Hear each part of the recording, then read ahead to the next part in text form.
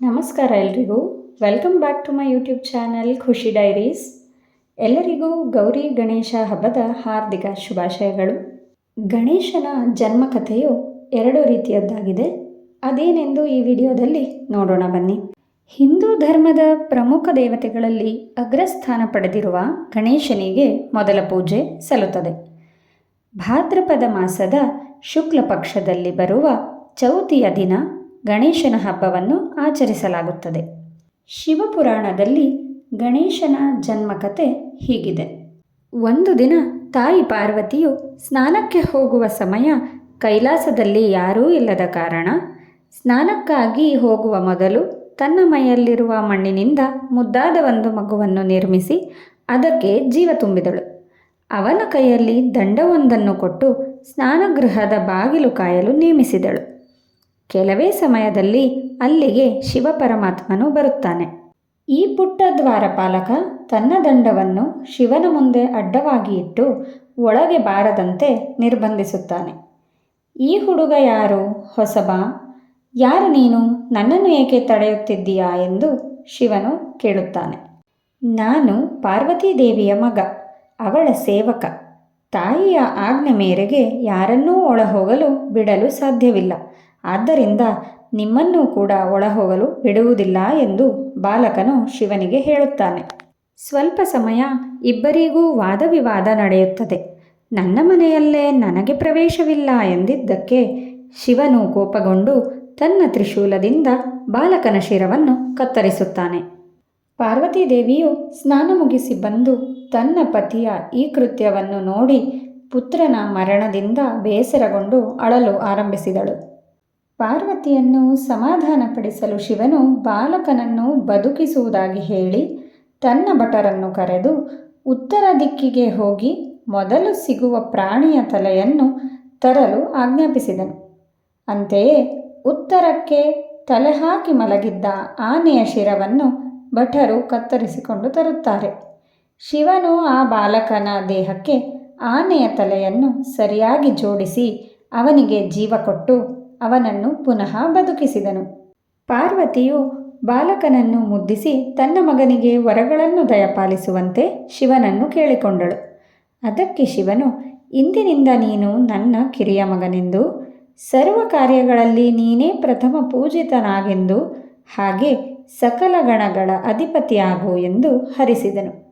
ಹೀಗೆ ಶಿವಪಾರ್ವತಿಯ ಮಗ ಗಣಪತಿ ಎಂದು ಜಗತ್ಪ್ರಸಿದ್ಧನಾದನು. ಹಾಗೆಯೇ ಗಜದ ಮುಖ ಅಂದರೆ ಆನೆಯ ಮುಖವನ್ನು ಇರಿಸಿದ್ದರಿಂದ ಗಜಮುಖನೆಂದು ಹೆಸರು ಪಡೆದನು. ಈ ಕಥೆ ನಿಮಗೆಲ್ಲ ಗೊತ್ತಿರುವುದೇ. ಆದರೆ ಲಿಂಗಪುರಾಣದ ಪ್ರಕಾರ ಗಣೇಶನ ಜನ್ಮಕಥೆ ಸ್ವಲ್ಪ ವಿಭಿನ್ನವಾಗಿದೆ. ಅದೇನೆಂದು ಕೇಳೋಣ ಬನ್ನಿ. ಲಿಂಗಪುರಾಣದ ಪ್ರಕಾರ ಗಣೇಶನ ಜನ್ಮ ರಹಸ್ಯ ಹೀಗಿದೆ. ಒಮ್ಮೆ ದೇವಾನುದೇವತೆಗಳಿಗೆ ರಾಕ್ಷಸರು ಮಾಡುವ ತೊಂದರೆಗಳಿಂದ ಬಹಳ ಕಷ್ಟವಾಗುತ್ತಿತ್ತು. ದೇವತೆಗಳ ಪರ ಪ್ರತಿನಿಧಿಯಾಗಿ ದೇವಗುರು ಬೃಹಸ್ಪತಿಯು ಶಿವನ ಬಳಿ ದೇವತೆಗಳಿಗೆ ಎದುರಾದ ಸಮಸ್ಯೆಗಳನ್ನು ಹೇಳುತ್ತಾನೆ. ದೇವತೆಗಳ ಶತ್ರುಗಳಾದ ರಾಕ್ಷಸರು ಮತ್ತು ದೈತ್ಯರು ನಿನ್ನ ಕಠಿಣ ಉಪಾಸನೆಯನ್ನು ಮಾಡಿ ತಪಸ್ಸುಗಳನ್ನು ಮಾಡಿ ಅವರಿಗೆ ಬೇಕಾದ ವರಗಳನ್ನು ನಿನ್ನಿಂದ ಪಡೆದುಕೊಂಡಿದ್ದಾರೆ. ಆದ್ದರಿಂದ ಮಹಾಶಕ್ತಿಶಾಲಿಗಳಾಗಿ ಅವರು ಎಲ್ಲ ದೇವತೆಗಳಿಗೆ ಬಹಳಷ್ಟು ಕಷ್ಟಗಳನ್ನು ನೀಡುತ್ತಿದ್ದಾರೆ. ಇದರಿಂದ ನಮ್ಮನ್ನು ಪಾರು ಮಾಡಿ ಎಂದು ಶಿವನಲ್ಲಿ ಬೇಡಿಕೊಳ್ಳುತ್ತಾನೆ. ದೇವತೆಗಳ ಪ್ರಾರ್ಥನೆಯನ್ನು ಕೇಳಿ ಶಿವನು ಅಸ್ತು ಎಂದು ಆಶ್ವಾಸನೆಯನ್ನು ಕೊಟ್ಟನು. ಇದಾದ ನಂತರ ಕೆಲವೇ ಸಮಯದಲ್ಲಿ ಶಿವ ಮತ್ತು ಪಾರ್ವತಿ ಇಬ್ಬರೂ ಒಂದು ಮಹಾಶಕ್ತಿಯನ್ನು ಸೃಷ್ಟಿಸಿದರು. ಅವನು ಹುಟ್ಟುವಾಗಲೇ ಆನೆಯ ಮುಖವನ್ನು ಹೊಂದಿದ್ದನು. ಮಹಾ ತೇಜಸ್ವಿಯಾದ ಆ ಬಾಲಕನ ಕೈಯಲ್ಲಿ ಪಾಶ ಮತ್ತು ಅಂಕುಶಗಳು ಇದ್ದವು.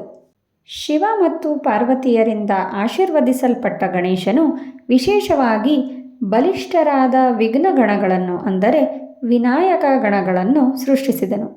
ಈ ಗಣಗಳು ಯಾವಾಗಲೂ ಎಲ್ಲ ಲೋಕಗಳಲ್ಲಿ ಸಂಚರಿಸುತ್ತಾ ಒಳ್ಳೆಯ ಕಾರ್ಯಗಳಿಗೆ ಸತ್ಕಾರ್ಯಗಳಿಗೆ ಅನುಕೂಲವನ್ನು ಮಾಡುತ್ತಾ ಕೆಟ್ಟವರಿಗೆ ಹಾಗೂ ರಾಕ್ಷಸರಿಗೆ ತೊಂದರೆಗಳು ವಿಘ್ನಗಳನ್ನು ನೀಡುತ್ತಾ ಇರುತ್ತಾರೆ.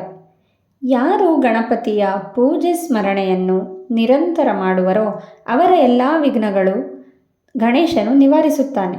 ಆದ್ದರಿಂದಲೇ ಗಣೇಶನಿಗೆ ವಿಘ್ನೇಶ್ವರ ಮತ್ತು ವಿಘ್ನ ವಿನಾಶಕ ಎಂದು ಹೆಸರು ಬಂದಿದೆ.